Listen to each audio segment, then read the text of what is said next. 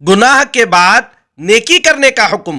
مسند امام احمد میں حدیث پاک ہے، حضرت سیدنا ابو ذر غفاری رضی اللہ عنہ سے مروی ہے کہ ایک مرتبہ میں نے بارگاہ رسالت صلی اللہ علیہ وسلم میں عرض کیا کہ یا رسول اللہ صلی اللہ علیہ وسلم، مجھے کوئی وصیت فرمائیے۔ نبی کریم صلی اللہ علیہ وسلم نے ارشاد فرمایا، اگر تم سے کوئی گناہ سرزد ہو جائے تو اس کے بعد کوئی نیکی کر لیا کرو جو اس گناہ کو مٹا دے۔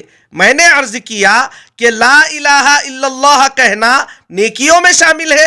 نبی کریم صلی اللہ علیہ وسلم نے ارشاد فرمایا، یہ تو سب سے افضل نیکی ہے۔ اللہم صلی علی سیدنا محمد وعلی آلہ وسلم۔ اللہم صلی علی سیدنا محمد وعلی آلہ وسلم۔